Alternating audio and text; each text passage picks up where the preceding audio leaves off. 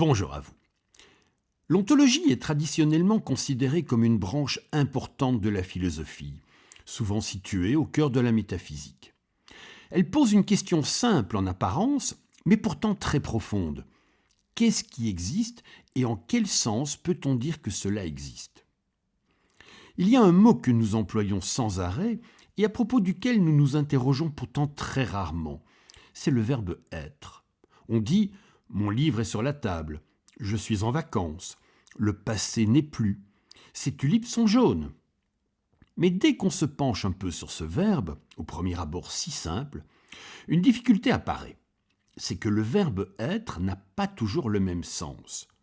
Tantôt, il indique une localisation, tantôt il attribue une propriété, tantôt il exprime une situation temporelle, tantôt il sert à affirmer une existence. D'où une question difficile mais fondamentale. Qu'est-ce que cela veut dire au juste quand on dit qu'une chose est ou qu'elle existe ? Les pierres, les arbres et les montagnes existent, ça semble évident. Mais peut-on dire la même chose de la justice, par exemple ? Au-delà de l'existence manifeste des objets matériels, comme les pierres, les arbres ou les montagnes, faut-il aussi reconnaître l'existence de valeurs, d'idées, de relations, d'institutions ? C'est à partir de cette interrogation que commence l'ontologie. Le mot ontologie, forgé au XVIIe siècle à partir de racines grecques, est construit à partir du terme ontos, qui renvoie à l'étant, à ce qui est, et du terme logos, qui signifie l'étude ou le discours. Littéralement, l'ontologie, c'est donc, au sens strict, l'étude de l'étant, l'étude de ce qui est. C'est une réflexion sur l'être, sur ce qui existe et sur la manière dont cela existe. Si le terme est relativement récent, l'idée qu'il recouvre est beaucoup plus ancienne, puisqu'on trouve déjà chez Aristote la formulation d'une science de l'être en tant qu'être. Formule difficile, mais idée simple. Il ne s'agit plus d'étudier seulement les plantes, les astres ou les hommes. Il s'agit de se demander ce que veut dire de manière générale le fait même d'être. Autrement dit, l'ontologie ne s'intéresse pas seulement à tel ou tel objet particulier, elle cherche à comprendre ce qui vaut pour tout ce qui est. Pour essayer de mieux comprendre en quoi consiste l'ontologie, on pourrait dire qu'elle repose sur trois grandes questions. D'abord, qu'est-ce qui existe ? La question paraît simple, mais elle ne l'est pas tant que ça. Il semble évident de dire qu'une pierre, un arbre ou une montagne existent. Nous existons. Les objets qui nous entourent existent. Mais qu'en est-il d'une promesse, par exemple ? Une promesse, ce n'est pas un objet qu'on peut toucher, et pourtant c'est quelque chose qui a une réalité très concrète dans notre vie. Qu'en est-il d'un nombre ? Qu'en est-il d'une idée comme la nation, par exemple, d'une institution comme l'État ou d'une valeur comme la liberté ? L'ontologie nous invite à ne pas tout mettre sur le même plan. Elle nous conduit à reconnaître qu'un arbre, un souvenir, une pierre, une promesse et une équation mathématique ne relèvent pas tous forcément du même type de réalité. C'est ainsi que l'ontologie va conduire de nombreux philosophes à distinguer plusieurs types d'êtres et parfois même plusieurs modes d'existence. Car tout ce qui est n'est pas forcément matériel, et tous les êtres n'existent pas nécessairement de la même façon. On tient déjà là une leçon philosophique fondamentale. Le réel est plus complexe que ce qui est simplement visible. Une deuxième question, c'est comment les choses existent-elles ? Dire qu'une chose est, ce n'est pas toujours dire la même chose. Une pierre, par exemple, existe matériellement.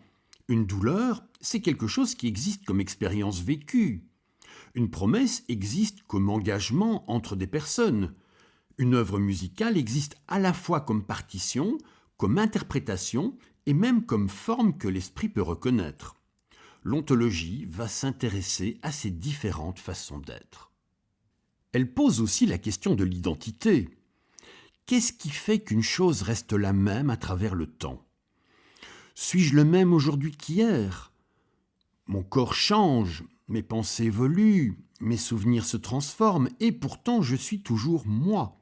Mais qu'est-ce qui fonde cette identité ? Même problème pour un fleuve, par exemple. Est-il toujours le même alors que son eau ne cesse de changer? Mais alors, qu'est-ce qui demeure? Qu'est-ce qui change? Derrière ces questions, c'est toute la structure du réel qui est en jeu. Et c'est à ces questions fondamentales que s'intéresse l'ontologie.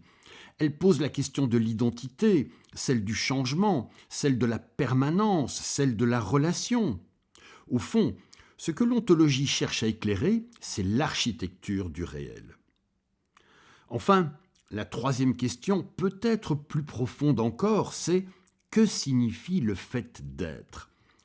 Et c'est ici que l'ontologie devient véritablement vertigineuse. Car il ne s'agit plus seulement de faire la liste de ce qui existe, ni de se demander comment ce qui existe existe. Il s'agit de comprendre le sens même de l'être et de l'existence. Il s'agit de se poser une question radicale, peut-être la plus radicale qui soit. Qu'est-ce que cela veut dire, pour quoi que ce soit, d'être? En m'écoutant, il est fort possible que vous soyez en train de vous dire que toutes ces interrogations sont tellement abstraites qu'elles en deviennent inutiles, ou en tout cas qu'elles ne nous concernent pas dans notre vie quotidienne. Mais en réalité, l'ontologie est partout. Quand on se demande si une intelligence artificielle peut être considérée comme une personne et avoir un statut véritable, on soulève une question ontologique. Quand on se pose la question de savoir si une nation existe autrement que dans les esprits, on soulève une question ontologique. Quand on s'interroge sur la possible réalité d'un monde virtuel, on soulève une question ontologique. Et quand on se demande si une œuvre numérique existe comme un objet à part entière, on soulève là encore une question ontologique. Tel M. Jourdain qui, dans la pièce de Molière Le bourgeois gentilhomme, faisait de la prose sans le savoir, nous faisons fréquemment de l'ontologie, nous aussi, sans le savoir. Si l'ontologie est souvent considérée comme l'une des disciplines les plus fondamentales de la philosophie, c'est peut-être parce qu'elle s'attaque à ce que nous tenons le plus spontanément pour évident, le fait qu'il y ait des choses et que ces choses existent. L'ontologie vient nous apprendre à nous interroger sur ce qui semblait aller de soi. Elle nous apprend que le réel n'est pas seulement ce qui se présente à nous, mais aussi ce qu'il faut encore apprendre à penser. Elle nous oblige à nous arrêter sur un des mots les plus ordinaires de notre langue, être, pour tenter d'en découvrir la signification la plus profonde. Et c'est peut-être ça une des grandeurs de la philosophie, faire surgir derrière l'évidence du monde une question que nous pensions ne plus avoir à nous poser. En définitive, l'ontologie nous rappelle une chose fondamentale. Avant de se demander comment fonctionne le monde, avant même de se demander ce que nous pouvons connaître ou ce que nous devons faire, il faut peut-être commencer par se demander ce qui est.